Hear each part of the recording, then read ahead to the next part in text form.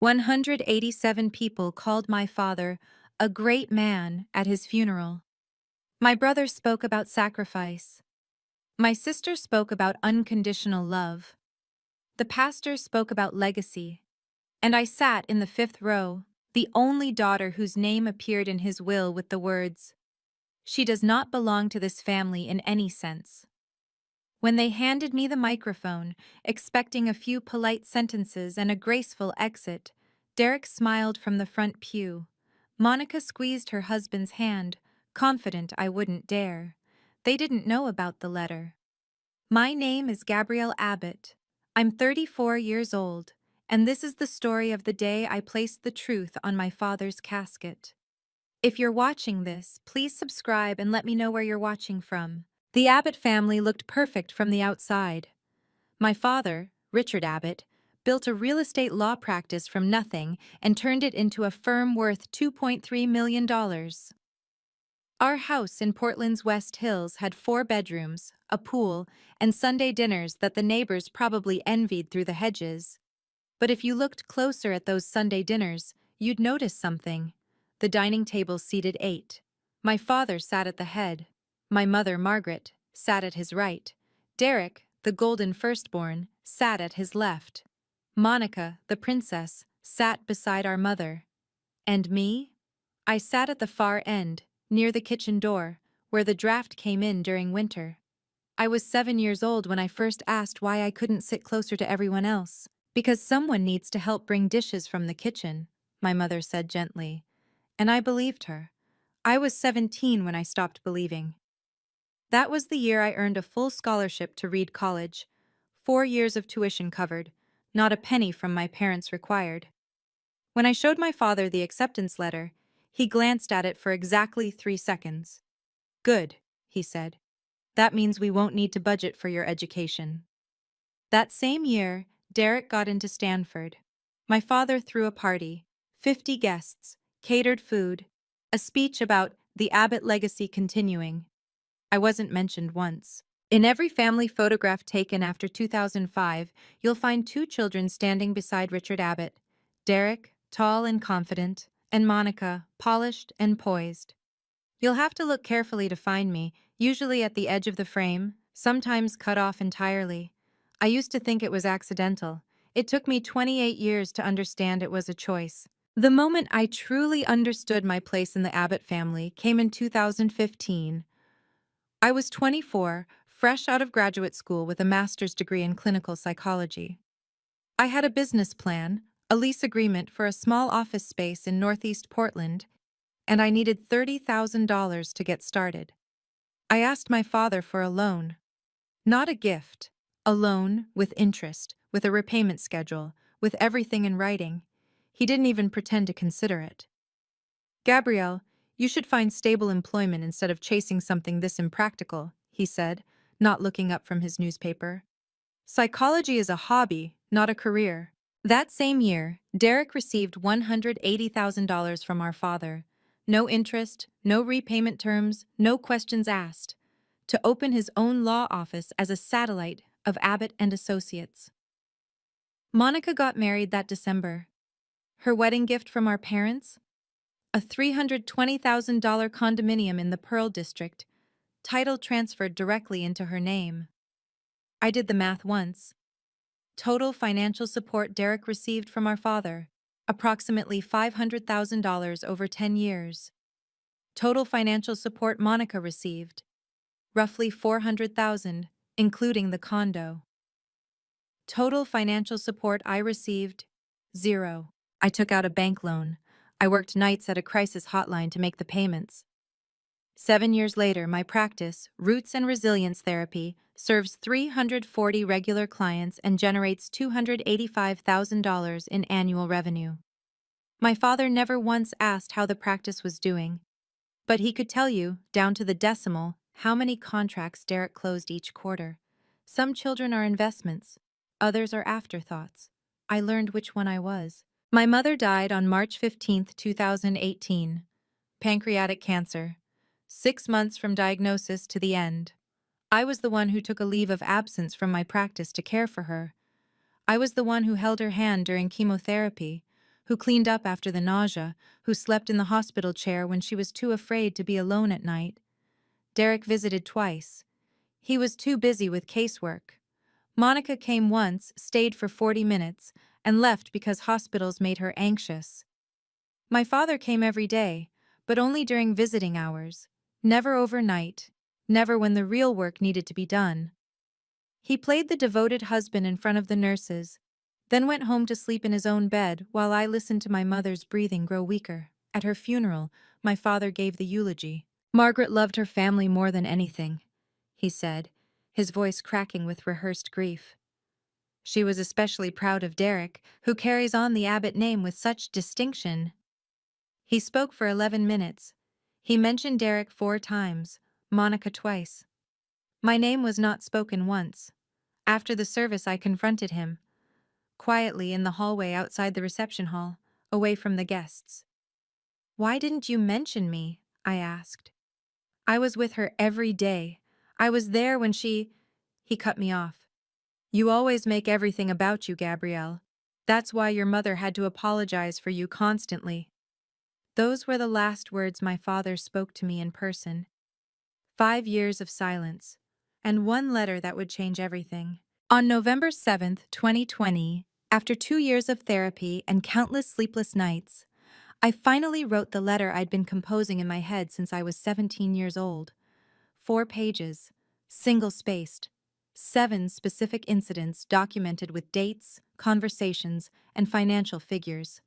I didn't write it to hurt him. I wrote it because I needed him to know that I remembered, that someone was keeping track, that the truth existed somewhere outside his carefully constructed narrative. I addressed it to Richard Abbott, sealed it in a manila envelope, and took it to the post office myself. I sent it via USPS certified mail. Tracking number 7019-1640-0001-2345-6789. Because my therapist had taught me something valuable. With this family, you document everything. The Postal Service confirmed delivery on November 12, 2020. Signature required. Signature obtained. My father received that letter. He signed for it with his own hand. And he never responded. Not a phone call, not an email, not even a text message saying, "I got your letter." For 5 years, I waited for some acknowledgement. Anger, denial, an attempt at reconciliation, anything. I would have accepted even cruelty over silence. But Richard Abbott chose silence. He chose to pretend the letter didn't exist, that the truth I'd laid out in 4 careful pages simply never happened. I kept my copy of that letter in my desk drawer. I kept the certified mail receipt in a fireproof box. I didn't know then that I was saving ammunition for his funeral. The call came at 7:42 a.m. on March 8, 2025. I was making coffee in my apartment, a 1-bedroom in Selwood, modest but mine, when my phone buzzed with Derek's name. We hadn't spoken in 3 years. The last time was at a cousin's wedding, where he'd walked past me without a word. I almost didn't answer. "Gabby." His voice was flat, businesslike, the same tone he probably used with difficult clients. "Dad passed away last night, heart attack. The funeral is Saturday." He delivered the news the way he might announce a schedule change. "I'll send you the details," he added. Then, after a pause that felt almost accusatory, "I assume you'll be there." He hung up before I could respond. I stood in my kitchen for a long time, coffee growing cold in my hand. I waited for grief to hit, the appropriate, expected wave of sorrow that should accompany the death of a parent. It didn't come. What came instead was something complicated, a strange emptiness, like discovering that a wound you'd learned to live with had finally stopped bleeding. Not healed, just numb. The last time I'd seen my father was 5 years ago, through the window of his Mercedes as he drove past my apartment building. He'd been in the neighborhood for a client meeting. He didn't stop, didn't wave, just drove past like the building, and I didn't exist. I set my coffee down and walked to my desk. The bottom drawer, the fireproof box. The letter was still there, edges slightly yellowed with age. The certified mail receipt, tucked behind it, still bore the date, November 12th, 2020. My father was dead, and I had a decision to make. The will reading took place on March 10th, 2025, at the offices of Harrison and Cole LLP, my father's estate attorneys for 30 years. Robert Harrison, silver-haired, impeccably dressed, uncomfortable, sat across the conference table from the three Abbott children. Derek had arrived first, naturally, already reviewing documents. Monica sat beside her husband Gregory, dabbing at her eyes with a tissue she'd brought from home, prepared for the performance. I sat at the end of the table. Some habits don't change. Richard Abbott's estate is valued at approximately $4.7 million, Mr. Harrison began, reading from a leather-bound folder. This includes the family residence valued at $1.2 million, his ownership stake in Abbott and Associates valued at $2.3 million, and various cash accounts and investments totaling $1.2 million. I watched Derek's expression remain carefully neutral. Monica's tissue dabbing intensified. The distribution is as follows, Mr. Harrison continued. Derek Abbott receives 60% of the total estate. Monica Abbott Harrington receives 40%. He paused. The silence in the room was absolute. And Gabrielle Abbott? Mr. Harrison cleared his throat. He looked at me with something that might have been pity. The will contains a specific provision regarding Gabrielle Abbott, added in an amendment dated December 5th, 2024. He read directly from the document. Gabrielle Abbott does not belong to this family in any sense and has no claim to any inheritance. December 5th, 2024. 3 months before his death. My father hadn't just forgotten me. He'd deliberately, legally erased me, and done it recently enough that it couldn't be dismissed as an old document never updated. Who requested this amendment? I asked, my voice steadier than I felt. Mr. Harrison hesitated. The request came from Derek Abbott, acting as your father's legal representative. Your father signed it himself. Derek didn't even have the decency to look guilty. That night, I sat alone in my apartment, turning the situation over in my mind like a stone with sharp edges. I didn't need my father's money. My practice was thriving. I had savings, retirement accounts, a life I'd built with my own hands. $4.7 million meant nothing to me, but the words meant everything. Does not belong to this family in any sense. If I stayed silent at the funeral, if I played the role of the quietly grieving daughter, nodded along while strangers praised Richard Abbott's generosity and warmth, what would happen? The 187 people in that church would go home believing they'd buried a great man. Derek would inherit the firm, the house, the reputation. Monica would keep her status, her position on the charity boards, her carefully maintained image as the devoted daughter. And I would remain what I'd always been, the ghost in the family photograph, the ungrateful child who abandoned her father, the difficult one who couldn't just let things go. The narrative would solidify into history. The truth would die with Richard Abbott, buried under flowers and eulogies and convenient amnesia. I walked to my desk and opened the drawer. The letter was waiting, patient as it had been for 5 years. The certified mail receipt sat beside it, proof that he'd received it, proof that he'd chosen silence, proof that everything I'd written was real.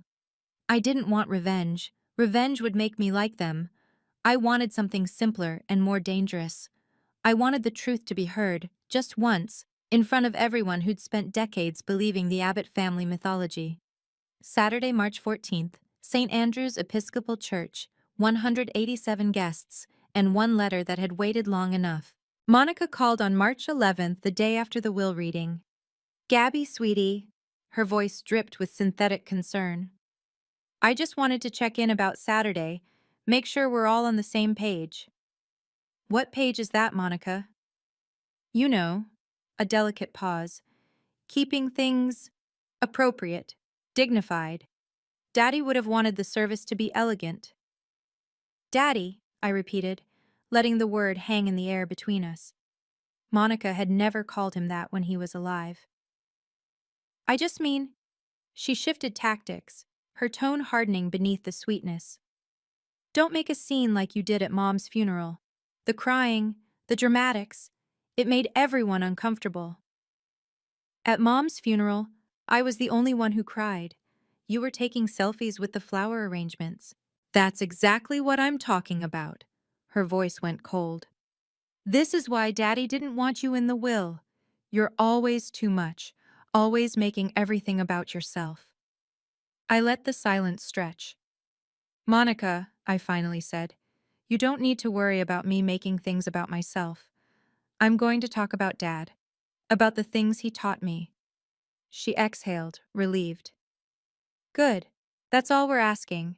Just keep it short, sweet. And then maybe you can slip out during the reception. You know how overwhelming these things can be for you. I'll keep it honest, I said. That's what I can promise. She heard what she wanted to hear. Perfect. See you Saturday, sweetie. She didn't know the difference between sweet and honest. She was about to learn. Derek's call came the next day, March 12th. His approach was different from Monica's. Less velvet glove, more strategic positioning. Gabby. He used the nickname like a tool, casual and controlled. I've been thinking about the service. I want you to speak. I almost laughed. You want me to speak? It'll look better if all three siblings participate. Shows family unity. The partners at the firm will be there. Half the city council. It needs to look right. Of course. Appearances, the Abbott family currency. What would you like me to say, Derek? Just the standard things. What Dad meant to you. How much he taught us. Keep it short. 3, maybe 4 minutes. He paused, then added with practiced generosity. You can even go after Monica and me. We'll warm up the crowd for you. I understood immediately what he was doing.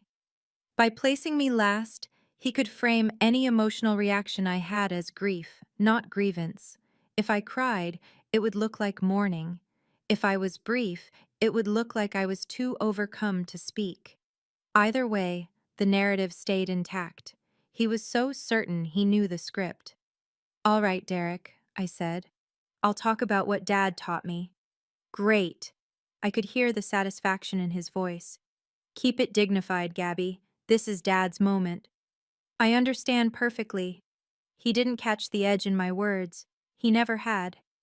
After he hung up, I took out the letter and read it again, beginning to end. 4 pages, 7 incidents, 1 truth. Derek had just handed me the microphone. The call I wasn't expecting came that same afternoon. Gabrielle? The voice was warm, familiar, tinged with age. It's Eleanor. Eleanor Simmons. Eleanor had been my mother's best friend for 40 years. They'd met in college, raised children on parallel timelines, shared secrets that neither husband ever knew. After my mother's death, Eleanor had sent me a card every year on my birthday, the only Abbott-adjacent person who remembered. I heard about your father, she said, and I heard other things about the will. Portland was smaller than people thought. News traveled. Eleanor, let me finish, sweetheart. Her voice was gentle but firm. Your mother told me everything. About how Richard treated you. About the money he gave your brother and sister. About the letter you wrote in 2020. I held my breath. Margaret loved you more than you know, Gabrielle. She just couldn't say it in front of him. She was too afraid of what he'd do, how he'd retaliate. She spent her whole marriage keeping peace at the cost of… Eleanor paused. Well, at a cost. Why are you telling me this now? Because your mother is gone. Your father is gone. And there's no reason to protect the Abbott family myth anymore. She took a breath. I'll be at the funeral on Saturday, and if anyone questions what you say, if anyone tries to deny it, I will stand up in that church and confirm every word. My hands were trembling. For the first time in 5 years, I felt something I'd almost forgotten. I felt like I wasn't alone. Thank you, Eleanor. Your mother would be proud of you, Gabrielle. Whatever you decide to do. Whatever I decided to do. The night before the funeral, I couldn't sleep. I sat in my living room, The letter unfolded on the coffee table in front of me, reading it for what must have been the 100th time. My own handwriting stared back at me, neat, controlled, precise. Every word chosen with care, every accusation backed by dates and figures. November 7th, 2020. That's when I'd written this. Another lifetime ago, when I still half hoped my father might read it and feel something. He'd signed for it, held it in his hands, and chosen to say nothing. Through the window, Portland's lights glittered in the March darkness. Somewhere across the city, Derek was probably rehearsing his eulogy. Monica was probably selecting her jewelry, understated but expensive, grief-appropriate. And in 12 hours, 187 people would gather at St. Andrew's Episcopal Church to celebrate the life of Richard Abbott. I folded the letter carefully and slipped it into the inside pocket of my black blazer. The certified mail receipt went into my purse. Backup, proof, insurance. Tomorrow, the Abbott family would perform their final act. But this time, there would be a different ending. I didn't sleep that night. I didn't need to. I'd been preparing for this moment for 28 years. March 14th, 2025. I woke to pale gray light filtering through my bedroom curtains. The funeral was scheduled for 10 a.m. I had 3 hours. I showered slowly, methodically, the way I advised my trauma clients to approach difficult days. One step at a time, present in each moment, conserving energy for what mattered. My outfit was already laid out. A simple black dress, knee-length, no embellishments. Flat shoes I could walk steadily in. No jewelry except my mother's thin gold chain, the one Monica had wanted but I'd claimed first. I checked my blazer pocket 3 times. The letter was there, folded into a neat rectangle that pressed against my ribs like a second heartbeat. In my purse, the photocopy of the USPS certified mail receipt. The original stayed home, locked in the fireproof box. I'd learned from my family to always keep backup documentation. At 9:15, I got in my car and began the 25-minute drive to St. Andrew's Episcopal Church. The parking lot was already filling when I arrived. Mercedes, BMWs, a few Teslas, the vehicles of Portland's professional class, people who'd built careers alongside Richard Abbott, who'd admired his certainty and envied his success. I sat in my car for a full minute, watching them stream toward the church entrance. Well-dressed, solemn-faced, performing the rituals of respectable grief. None of them knew what they were about to witness. I touched the letter through my blazer one more time. 4 pages, 7 incidents, 28 years of truth. Then I stepped out of the car and walked toward the church. This was not just a funeral. This was an ending and a beginning. St. Andrew's Episcopal Church was everything Richard Abbott would have wanted. Gothic arches, stained glass windows filtering colored light across polished wooden pews, an air of old money permanence. The kind of place where important people gathered to be seen grieving appropriately. I counted heads as I entered. 187 people, maybe more. Lawyers in dark suits, real estate developers in cashmere, 3 members of the county council near the front, various society figures whose names I'd heard at dinner parties I was never fully included in. The Abbott family had reserved the first 2 rows. Derek sat at the absolute front with his wife Catherine and their 2 children already positioned as the patriarch in waiting. Monica was beside them with Gregory, wearing pearls that I recognized as my mother's. The set I'd assumed was lost. I looked for my seat. It was in the 5th row, behind Richard Abbott's former law partners, behind his golf buddies, behind people who probably couldn't tell you my first name. Derek caught my eye as I walked down the aisle. He smiled, the controlled, confident smile of a man who believed he'd scripted every moment of this day. Monica glanced at me, then away, as if my presence were slightly distasteful but ultimately manageable. I sat down in my assigned place. The pew was hard and cold. Pastor William Crawford stood at the front, hands folded, waiting for the clock to strike 10.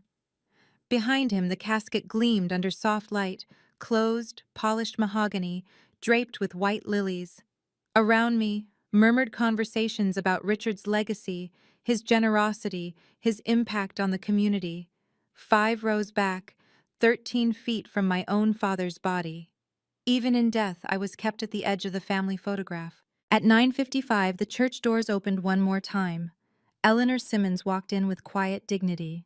70 years old, silver-haired, dressed in understated navy blue. She moved with the careful grace of someone who'd spent decades navigating social spaces without making waves. She scanned the pews. Her eyes found mine, and she nodded. A small, deliberate gesture that no one else would have noticed. Then she sat down in the 4th row, directly in front of me, close enough to hear every word. I saw Derek notice her arrival. His expression flickered, just for a moment, with something like unease. Eleanor Simmons had been Margaret Abbott's closest confidant.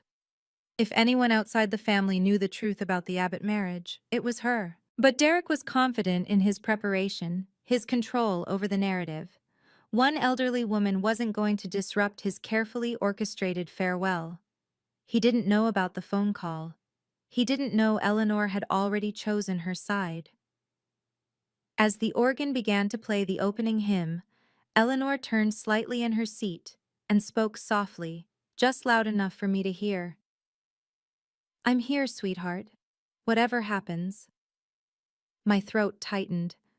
I'd spent so many years feeling like the only person who remembered the truth, carrying it alone, doubting myself, wondering if I'd imagined or exaggerated the patterns I'd lived through. But Eleanor remembered too.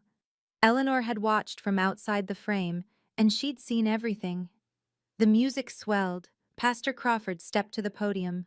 The service was about to begin, and I was no longer alone. Before I tell you what happened when I stepped up to that microphone, I need to ask you something. If you were in my position, sitting in the 5th row at your own father's funeral, knowing you'd been erased from his will, holding a letter that could expose decades of lies, would you speak the truth? Or would you stay silent to keep the peace? I really want to know. Drop a comment and tell me what you would do, and if you haven't subscribed yet, now's a good time. Because what happens next changed everything. Derek was the first to speak. He walked to the podium with the measured confidence of a man who'd spent his entire life being told he belonged there. His suit was impeccable, his hair perfectly styled, his expression a careful balance of sorrow and strength. "My father," he began, "was a man of principle." I watched the congregation nod along, lawyers, business people, community leaders, all reflecting back at Derek the image he was projecting. He taught me about loyalty, about responsibility, about what it means to put family first, even when it's difficult. Family first. I almost laughed out loud. Richard Abbott wasn't just my father, he was my mentor, my business partner, and my best friend. He showed me that success isn't just about winning, it's about building something that lasts, something that your children and their children can be proud of. Derek paused, allowing a moment of tasteful emotion to pass across his face. He loved our mother with his whole heart. He loved all of us, his children, unconditionally. All of us. The words were technically inclusive, but in 11 minutes of speaking, Derek would mention his own name and accomplishments 6 times. He would reference Monica twice. He would not say Gabrielle once. "Dad, wherever you are, I want you to know. I'll carry on your legacy, I'll protect what you built, and I'll make you proud." The congregation applauded softly as Derek returned to his seat. I sat in the 5th row, letter pressed against my heart, and counted the omissions. Derek had spoken about family, legacy, unconditional love. He'd given a eulogy for a father who didn't exist. Now it was Monica's turn to continue the myth. Monica approached the podium with a tissue already in hand, prepared for the performance. "I'm sorry," she said, dabbing at her eyes before she'd even begun. "This is just so hard." The congregation made sympathetic sounds. Gregory nodded supportively from the front row. "Daddy taught me that family is everything." Her voice trembled with practiced vulnerability. "He taught me that blood is thicker than water, that the bonds we share can never truly be broken. Blood is thicker than water. I thought about the will, about the words "does not belong to this family in any sense," about the legal document that said my blood meant nothing. When I was growing up, Daddy was always there for me. He supported my dreams, celebrated my successes, picked me up when I fell. Monica smiled through her tears. The condo he gave me for my wedding wasn't just a gift. It was a symbol of his love, his way of saying he believed in my future. $320,000. That's what believing in her future cost. I got a bank loan and worked crisis hotline night shifts. I know Daddy wasn't perfect, Monica continued, and for a moment I thought she might actually say something real. But his heart was always in the right place. He loved his family with everything he had. She looked down at me in the fifth row and she smiled, the sweet, condescending smile she'd perfected over 38 years of being the favorite daughter. Daddy has passed on, but his love lives forever in all of us. She returned to her seat to soft applause. And Pastor Crawford turned toward me. And now, Pastor Crawford said, his voice warm and pastoral, we'll hear from Richard's youngest daughter, Gabrielle. 187 pairs of eyes turned toward the fifth row. Derek twisted in his seat, offering me that same confident smile, the smile of a man who'd already won, who was simply going through the formality of my participation. Monica squeezed Gregory's hand, her posture relaxed, secure in the knowledge that I'd never cause a scene. They'd known me my whole life. They thought they knew what I would do. I stood slowly. My legs felt steady, which surprised me. I'd expected fear, trembling, the physical symptoms of confrontation that I'd spent years helping my clients work through. Instead, I felt calm. The kind of calm that comes after you've made a decision and stopped fighting it.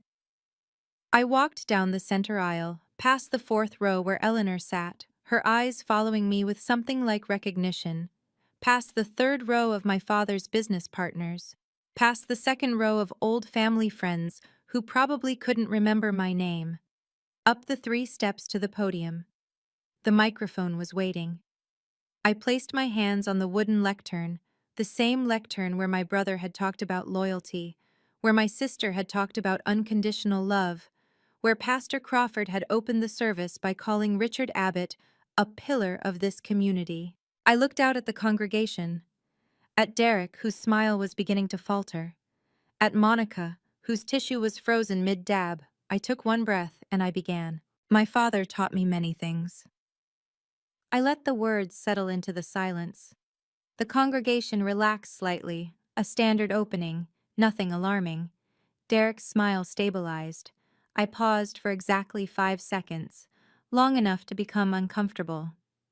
He taught me that blood isn't thicker than water. Another pause. It's just easier to clean up. The first murmur rippled through the pews. Derek's smile vanished. He taught me that family is the one thing you can't choose. I kept my voice steady, measured, professional, the same tone I used with clients who needed to hear difficult truths. But you can leave. Monica stood up abruptly, her face flushed. Gregory grabbed her wrist and pulled her back down. She sat, but her eyes were wild.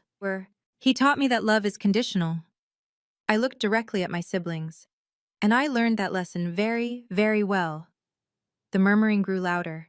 Someone in the back whispered, "What is happening?"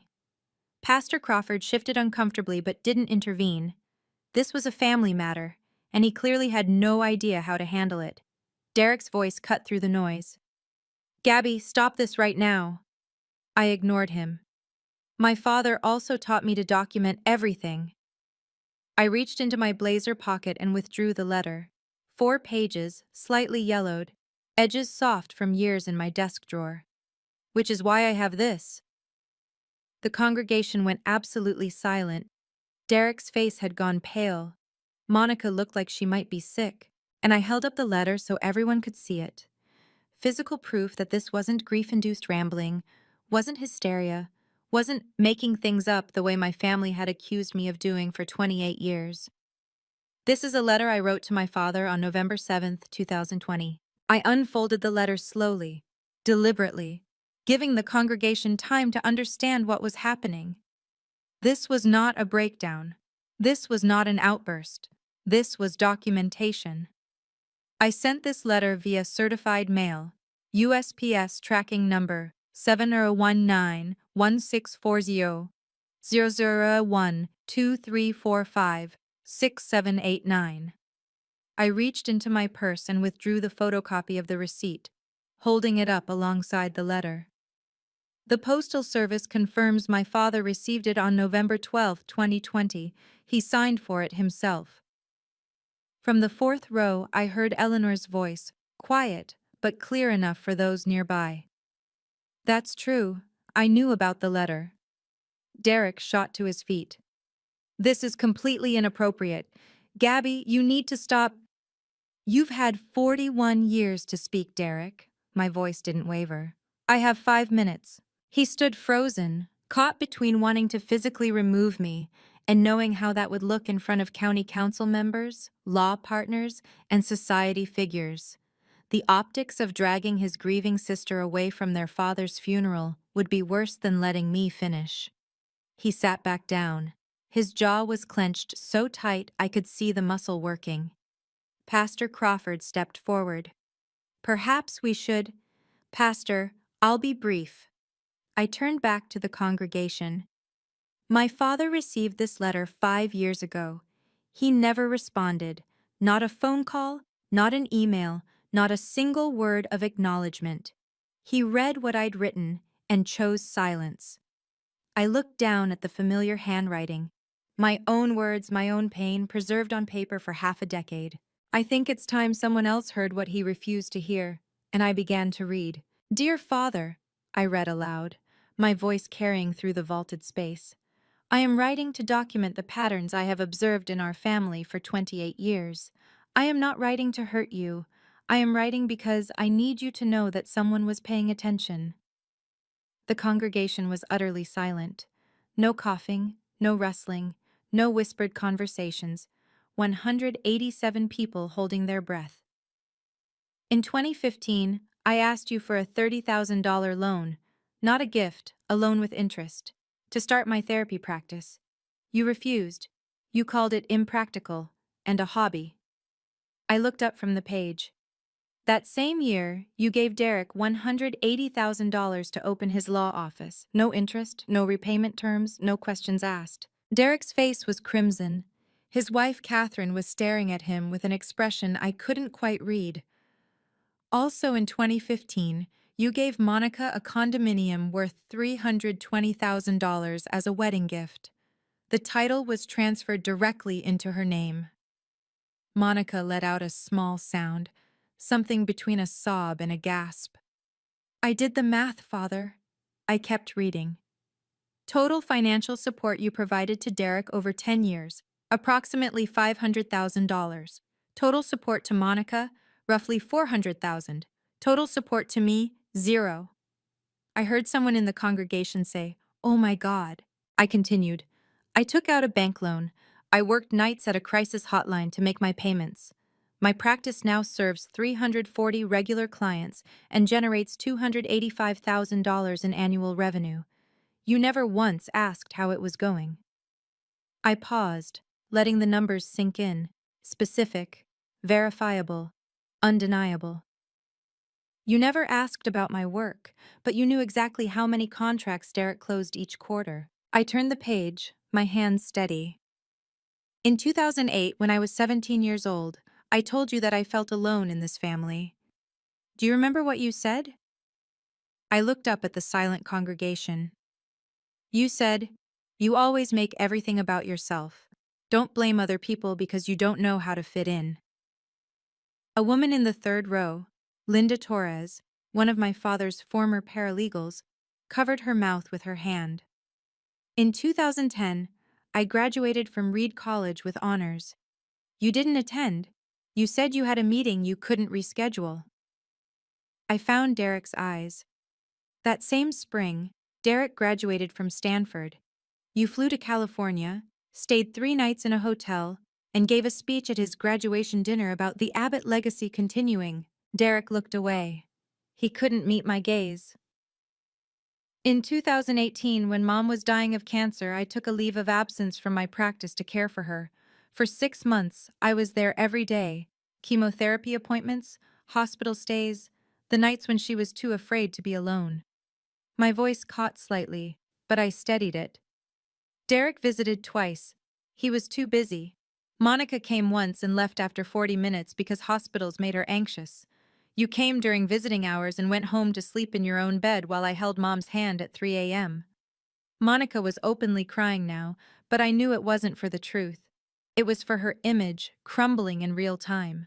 At Mom's funeral, you gave an 11-minute eulogy. You mentioned Derek 4 times.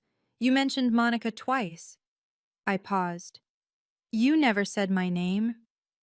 I heard a sharp intake of breath from Eleanor's direction. I was the one holding her when she died. But in your version, she died in Derek's legacy. I turned to the final page, my father's last lesson. After Mom's funeral, I asked you why you didn't mention me in your eulogy. You looked at me and said, I read directly from the letter. Because no one wanted to hear about you. The gasp that went through the congregation was audible. I saw Pastor Crawford's face go pale.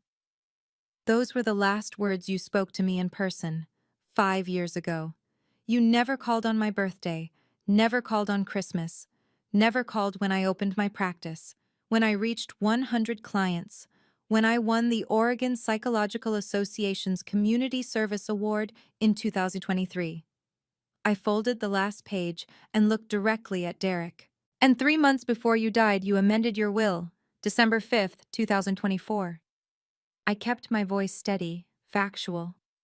The amendment states, and I quote from the document I received at the will reading, Gabrielle Abbott does not belong to this family in any sense and has no claim to any inheritance. A murmur surged through the pews. I heard someone say, that can't be right. The amendment was requested by Derek Abbott, acting as your legal representative. Mr. Robert Harrison of Harrison & Cole can confirm this. Derek's face had gone from red to white. His carefully constructed composure was cracking. Catherine, his wife, was staring at him with something that looked very much like horror. You didn't just forget to include me in your will, Father. I held up the letter one final time. You deliberately erased me, and Derek made sure it happened. I looked at my brother. You didn't just inherit his money, you inherited his cruelty. The silence in the church was absolute, not even breathing. I folded the letter carefully, the same 4 pages that had waited in my desk drawer for 5 years, and stepped down from the podium. My footsteps echoed as I walked toward the casket. The mahogany gleamed under the soft light. The white lilies smelled sickly sweet. 187 people watched as I placed the letter on the polished lid directly over where my father's folded hands would be. You never read this when you were alive, I said quietly. You can take it with you now. I turned to face Derek. You can keep the $4.7 million. I built my own life. I turned to Monica. You can keep Mom's pearls.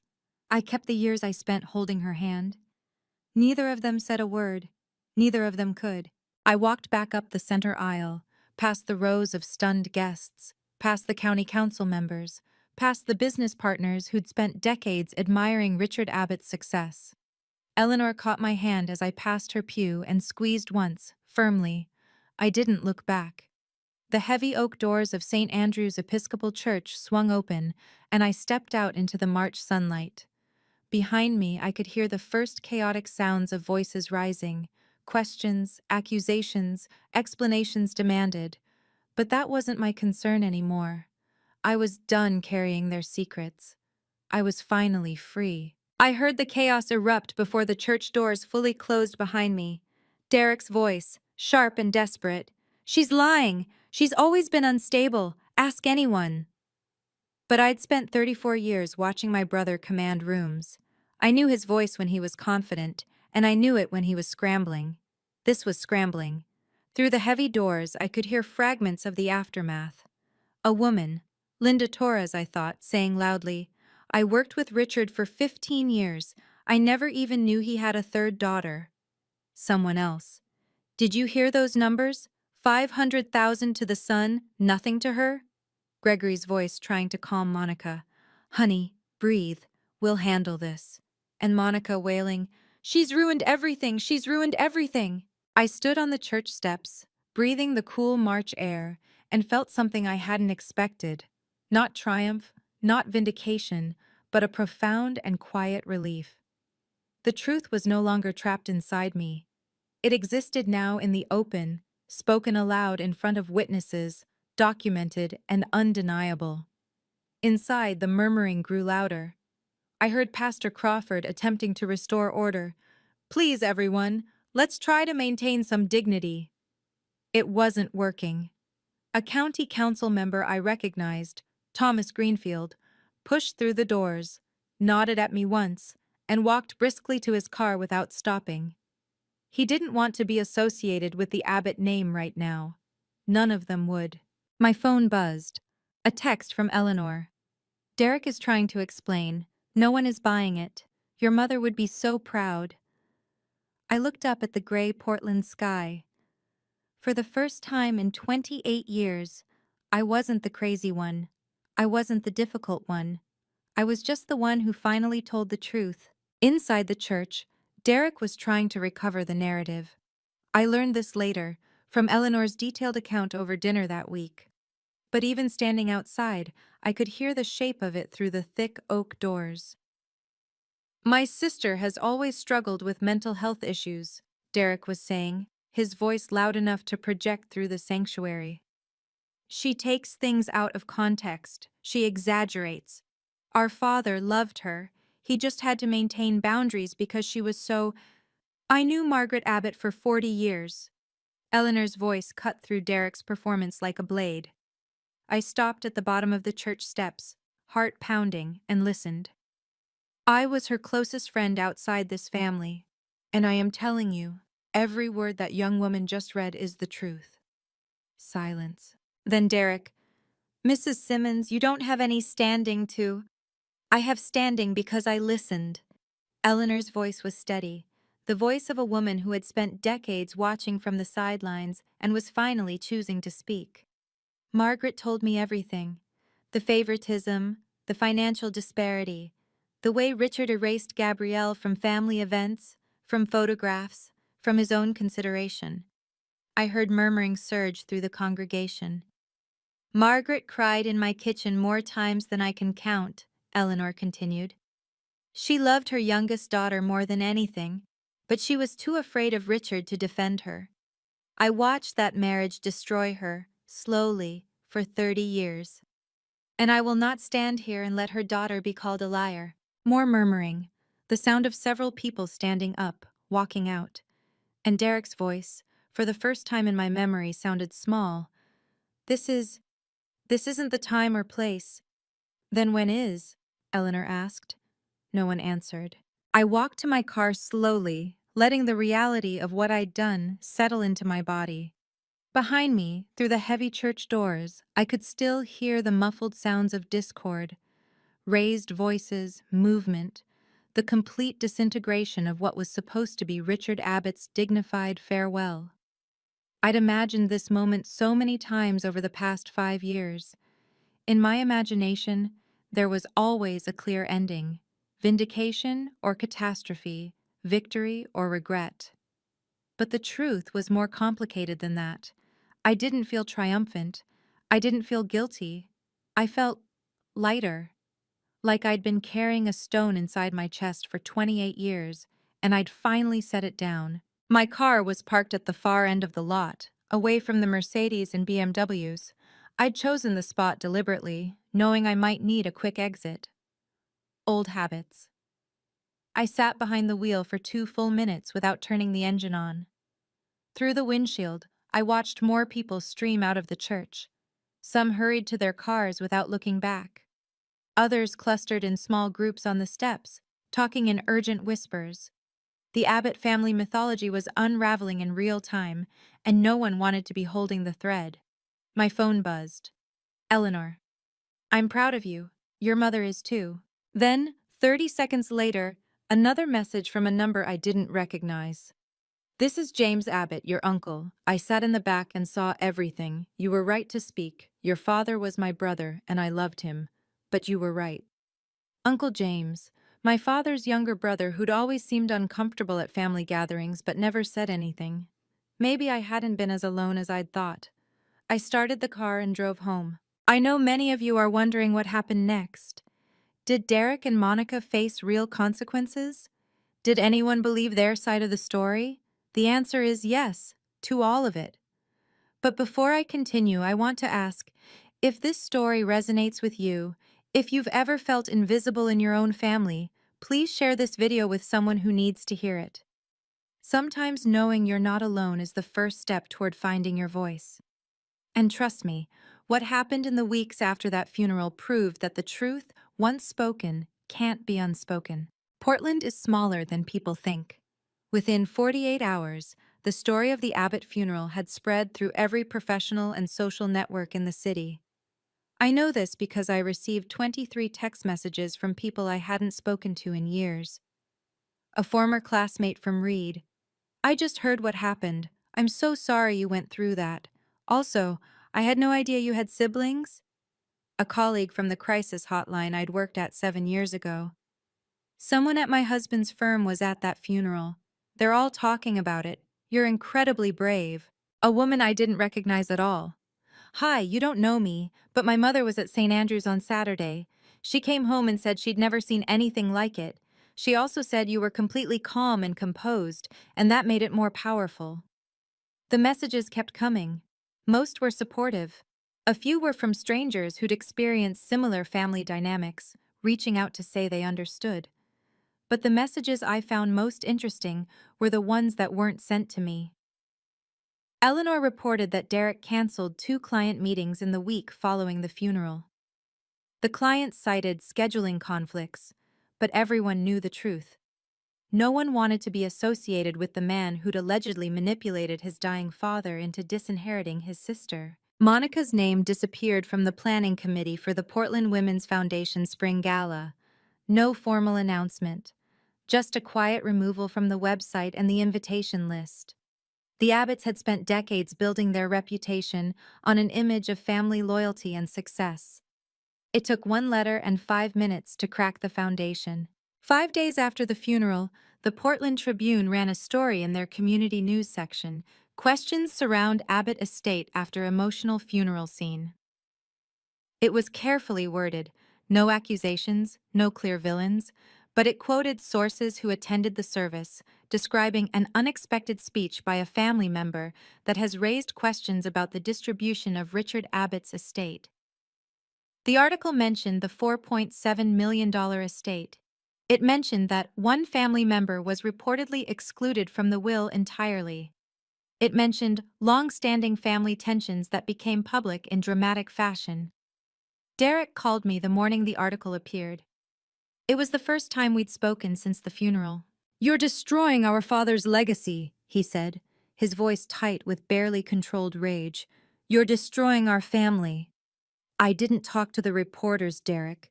I didn't need to. I kept my voice even. 187 people were in that church. Any of them could have shared what they heard. "You planned this. You've been planning this for years." "No. I just stopped hiding. There's a difference. You'll regret this." His voice dropped, cold and threatening in a way I'd never heard from him. "I promise you will." I've had 28 years of regret, Derek. The only thing I regret now is not speaking sooner. Silence on the line. "We could have settled this quietly," he finally said, "like a family." I almost laughed. "Derek, you wrote me out of the family 3 months before Dad died. You don't get to use that word anymore." I hung up. The article was saved to my fireproof box. More documentation. Old habits. 2 weeks after the funeral, the consequences found Derek. I learned about it through Eleanor, who had connections I didn't know existed.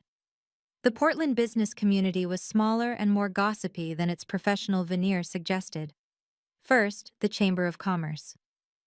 Derek had sat on their board for 6 years, inheriting the position from our father. An email went out to board members. In light of recent events and ongoing discussions, Mr. Abbott's seat will be reviewed at the April meeting. Translation: No one wanted to be photographed next to him at the annual gala. Second, a contract that should have been a formality. Westbrook Development, a firm that had worked with Abbott and Associates for 12 years, chose not to renew their annual retainer. The contract was worth approximately $150,000 per year. The official reason was strategic restructuring. The real reason was that Michael Westbrook's wife had been in the fifth pew at St. Andrews and came home asking her husband why he was paying a man who would do that to his own sister. Derek wasn't ruined. He still had the firm, the house, the inheritance. He still had his position, his education, his network. But the halo was gone. For the first time in his life, people looked at Derek Abbott and saw something other than the golden son, the legitimate heir, the worthy successor. They saw a man who had been accused of something ugly and who had no good defense. Success in Portland depended on reputation, and reputations, once cracked, never fully healed. My brother had learned our father's lessons well. Now he was learning the price of them. Monica called me 3 weeks after the funeral, sobbing. I got an email from the foundation. Her voice was raw, shredded with tears. They said they're going in a different direction for the gala chair position. They said they want to avoid unnecessary distractions. I listened. I didn't interrupt. Do you understand what you've done? She was working herself into hysteria now. This was my identity, Gabby. This was everything I've built, and you destroyed it because you couldn't just let things go. Monica. I kept my voice steady, the same voice I used with clients in crisis. I didn't destroy anything. I told the truth. What other people do with that truth isn't something I control. The truth. She spat the word like it was poison. Your version of the truth. Your twisted, bitter version. You watched me get treated like I didn't exist for 28 years. I cut her off, but my voice remained calm. You watched Dad give you and Derek everything while I got nothing. You sat in that will reading and heard them say I don't belong to this family. Did you object? Did you say, wait, that's my sister? Silence. Mom would be ashamed of you, she finally said, her voice breaking. Mom told Eleanor everything, Monica. Eleanor confirmed it in front of 187 people. So you don't get to use Mom against me. The line went quiet. Then Monica hung up. She didn't call again. Her name reappeared on charity boards eventually. Smaller ones, local ones. Nothing with the prestige she'd once commanded. The Portland Women's Foundation moved on without her. Consequences have a way of finding their proper homes. 1 month after the funeral, my life looked surprisingly similar and completely different. I still woke up at 6:30 a.m., still made coffee in my Selwood apartment, still drove to Roots and Resilience Therapy to meet with clients who trusted me to help them navigate their own family traumas. But something fundamental had shifted. My practice actually grew in the weeks following the funeral. 12 new clients scheduled intake appointments in March alone, some referred by colleagues, others who had heard about me through channels I didn't entirely understand. One woman told me during our first session, I heard you stood up in front of 200 people and told the truth about your family. I figured if you could do that, you could handle my story. Eleanor became a regular part of my life. We had dinner every Tuesday at a small Italian restaurant in Multnomah Village.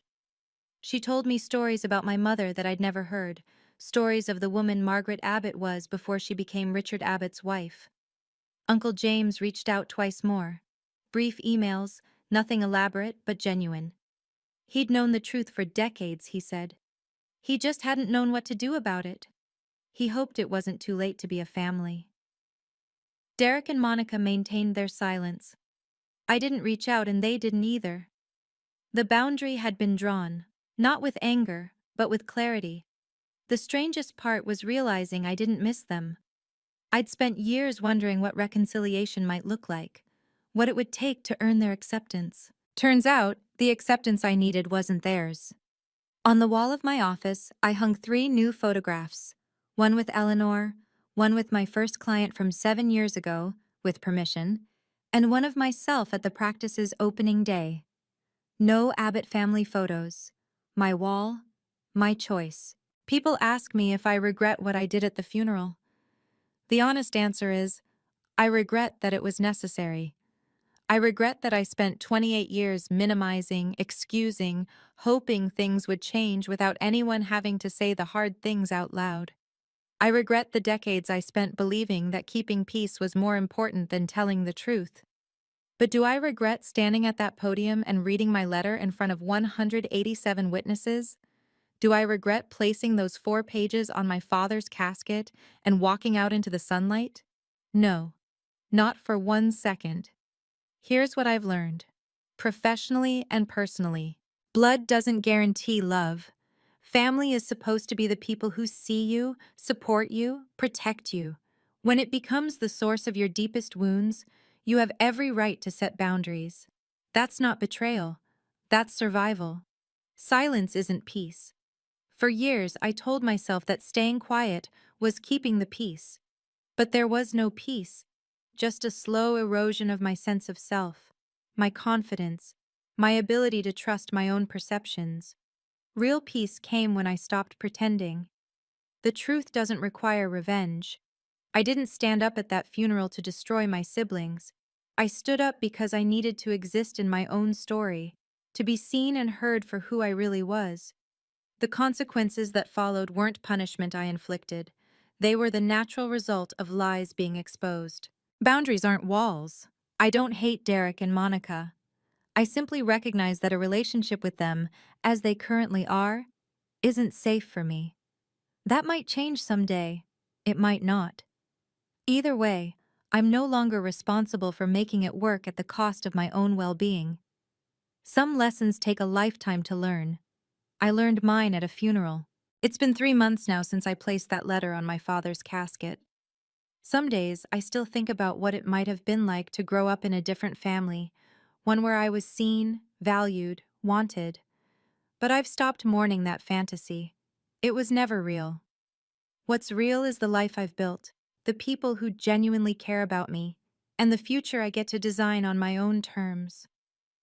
Eleanor and I are planning a trip to the coast next month. She wants to scatter some of her own memories at the beach, where she and my mother used to vacation in their 20s, before husbands and children, and the compromises that came with them. My practice is thriving. 352 clients now, up from 340 before the funeral. Turns out, people trust a therapist who practices what she preaches about speaking difficult truths. Uncle James sent me a birthday card last week, the first one I've received from an abbot in 6 years. Inside, he wrote, "For what it's worth, I always knew you were the brave one." I don't know what the future holds with Derek and Monica. Maybe someday they'll do the work required to become people I can have a relationship with. Maybe they won't. I've stopped making their choices my responsibility. What I know is this. I spent 3 decades trying to earn a place in a family that didn't want me. And then, in 5 minutes at a funeral, I finally let myself belong to myself instead. My father taught me that blood isn't thicker than water. He was right. But he never taught me that I could choose which waters to swim in. I learned that on my own. Thank you for staying with me until the end of this story. If you've ever felt invisible in your own family, if you've ever wondered whether your memories were real or if you were just being dramatic, I want you to know something. Your experiences matter. Your truth deserves to be spoken. And setting boundaries with people who hurt you, even family, isn't selfish. It's survival. If this story meant something to you, please like, subscribe, and hit that notification bell so you don't miss the next one. And check the description for more stories like this. Stories about people who found their voice when everyone expected them to stay silent. You're not alone. And you never were.